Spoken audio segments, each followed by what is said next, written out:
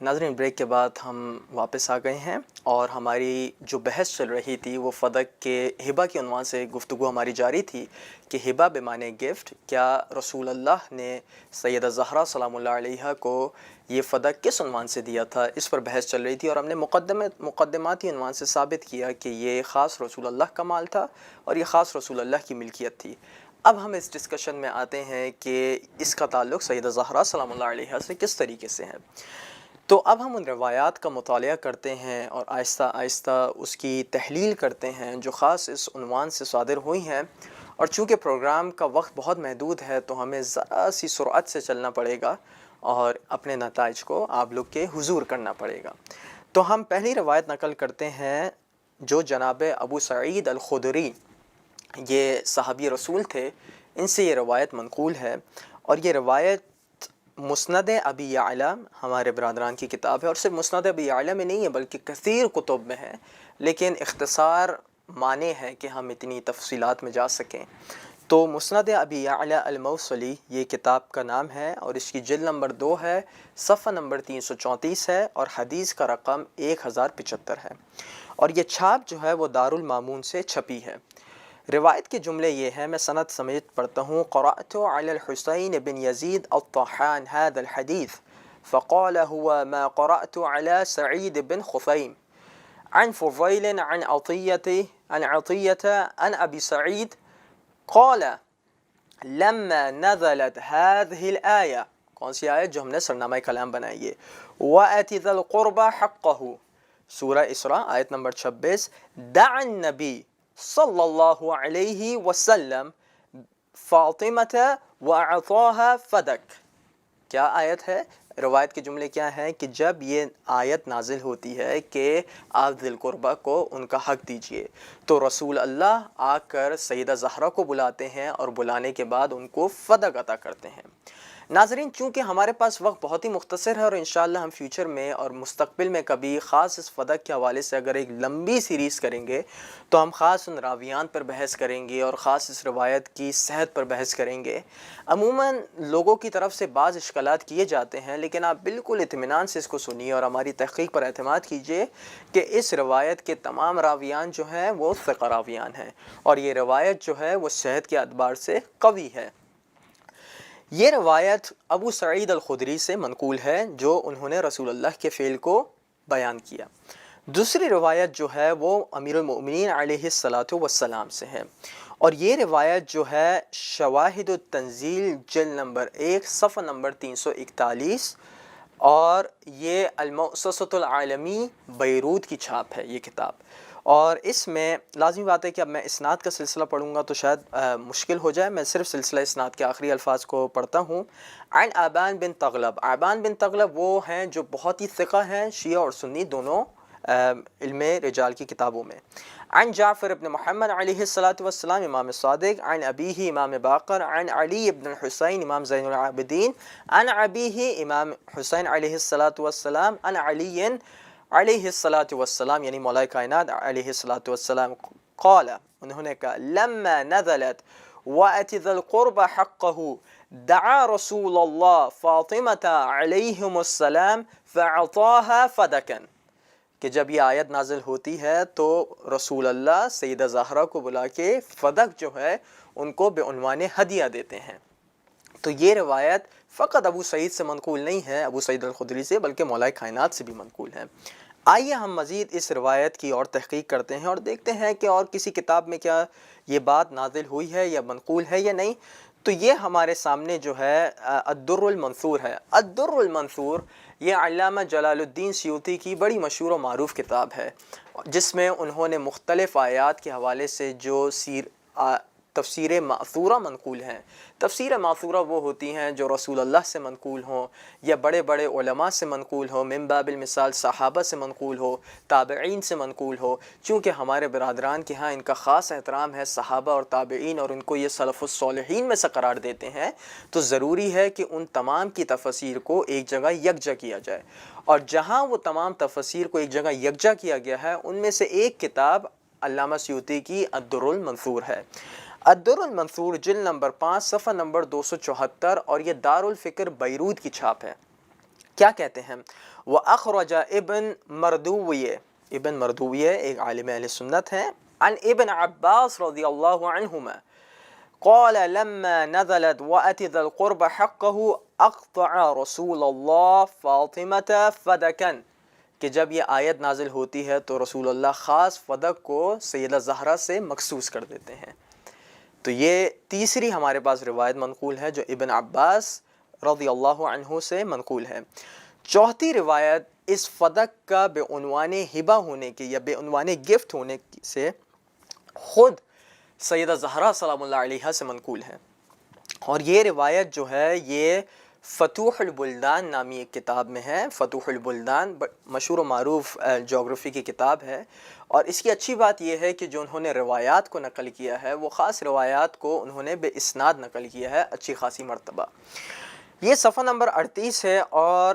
جو چھاپ ہے وہ قدیم چھاپ، میرے سامنے نسخہ تھا اس کا اور قاہرہ کی ہے، اور انشاءاللہ ہماری پروڈکشن ٹیم ہمارا ساتھ دیتے ہوئے انشاءاللہ یہ سکینز آپ لوگ کے سامنے بھی لگا رہی ہوگی تاکہ آپ لوگ اس سے مستفید ہوتے رہیے۔ روایت کے جملے یہ ہیں، میں روایت آپ لوگ کے سامنے پڑھتا ہوں۔ دو روایات انہوں نے نقل کی ہیں اور دونوں روایات میں سند اور متن کے ساتھ آپ کے سامنے پیش کرتا ہوں۔ وحدثنا عبد الله بن ميمون المكتب قال أخبرنا الفضيل بن عياض عن مالك بن جعونة عن أبيه قالت فاطمة لأبي بكر إن رسول الله صلى الله عليه وسلم جعل لي فدكا فأعطاني إياها وشهد لها علي بن أبي طالب فسألها شاهدا آخر فشهدت لها ایمن۔ اب میں الفاظ کی طرف آتا ہوں۔ کیا الفاظ ہیں کہ جناب زہرا آتی ہیں اور اول کے پاس جا کر ایک مباحثہ کرتی ہیں اور کہتی ہیں کہ یہ فدق خاص رسول اللہ نے میرے لیے قرار دیا تھا۔ جب اس چیز کو خلیفہ اول سنتے ہیں تو کہتے ہیں کہ میرے لیے آپ شہادتیں پیش کریں۔ سوچنے کا مقام ہے کہ وہ سیدہ زہرا سلام اللہ علیہا جو آیت تطہیر کا مصداق ہیں، وہ سیدہ زہرا سلام اللہ علیہا جو آیت مباہلہ میں جو رسالت کی گواہی کے لیے اور دین حق کی گواہی کے لیے رسول اللہ کی صرف واحد نمائندہ خاتون تھیں، ان سے پوچھا جا رہا ہے کہ آپ ہمیں گواہی دیجئے کہ یہ گواہی جو ہے معتبر مانی جائے گی تاکہ فدق آپ کو ادا کیا جا سکے۔ سوچنے والی بات ہے۔ تو روایت کے جملے یہ ہیں کہ سیدہ زہرا جو ہیں وہ مولا کائنات کو بھی گواہی کے لیے پیش کرتی ہیں اور جناب ام ایمن کو گواہی کے لیے پیش کرتی ہیں۔ ام ایمن خاص رسول اللہ کی خادمہ ہوتی ہیں اور جناب امیر المؤمنین کسی بھی تعارف کے محتاج نہیں۔ دو بڑی شخصیت خاندان نبوی کی پیش کی جا رہی ہیں جن کا بسر اور رہنا اور سہنا بیت النبی میں ہوتا ہے اور ہمیشہ سے رہا ہے۔ جب یہ گواہیاں پیش کی جاتی ہیں تو کیا جملے ہیں روایت کے؟ فقال قد علمت یا بنت رسول اللہ انه لا تجوز الا شہادات رجلین او رجل وامرأتین فانصرفت۔ تو کیا بہانہ پیش کیا جاتا ہے؟ بہانہ یہ پیش کیا جاتا ہے کہ اے بنت زہرا، اے بنت رسول، اے زہرا، آپ جانتی نہیں کیا کہ جب بھی شہادت معتبر صرف اس وقت ہوتی ہے کہ جب ایک مرد، دو مرد یا ایک مرد اور دو خواتین گواہیاں دیں۔ اور ابھی میں روایت کا دوسرا جز نقل کروں گا، جب دوسری روایت نقل کروں گا کہ خود سیدہ زہرا نے صرف دو کی گواہی نہیں دی بلکہ دو سے زیادہ کی گواہیوں کو پیش کیا، لیکن چونکہ سیاسی حوالے سے، اقتصادی حوالے سے اہل بیت علیہم السلام پر ایک اکنامک سینکشنز آپ کہہ لیجئے اور پولیٹیکل سینکشنز آپ کہہ لیجئے ان پر لگانا مقصود تھا، اس وجہ سے ان کی گواہیوں کو قبول نہیں کیا گیا۔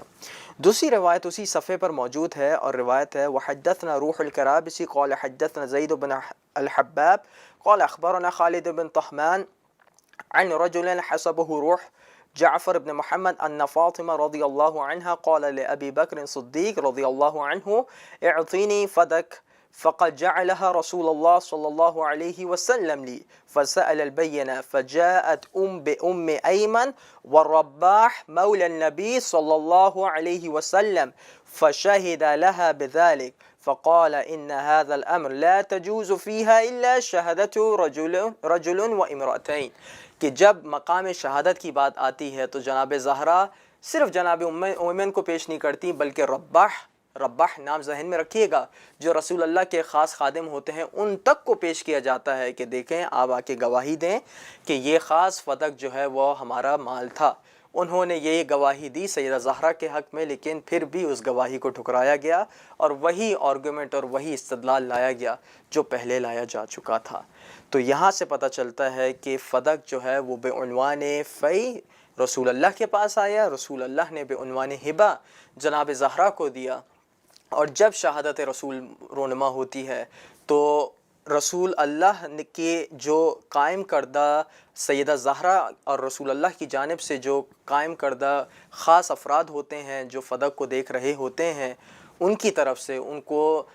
زبردستی نکال باہر کیا جاتا ہے، اور جو نئی حکومت آئی ہوتی ہے وہ اپنے نمائندوں کو اس فدق پر قرار دے دیتی ہے۔ اور یہ آپ دیکھیے کتنا ایک عجیب معاملہ ہے کہ فدق جو سیدہ زہرا کی ملکیت میں تھا اور ان کے تصرف میں تھا، یعنی ایک لیپ ٹاپ میرا یہ موجود ہے، یہ میری ملکیت میں ہے، میں اس کو استعمال کر رہا ہوں۔ اب اگر کوئی اور شخص آتا ہے تو اب اس کی ذمہ داری ہے کہ وہ آ کر مجھے کہے کہ بھیا یہ لیپ ٹاپ میرا ہے اور یہ اس کی دلیل یہ چیز ہے، یہ فلانا بندہ اس کی شہادت دے گا اور فلانا بندہ اس کی شہادت دے گا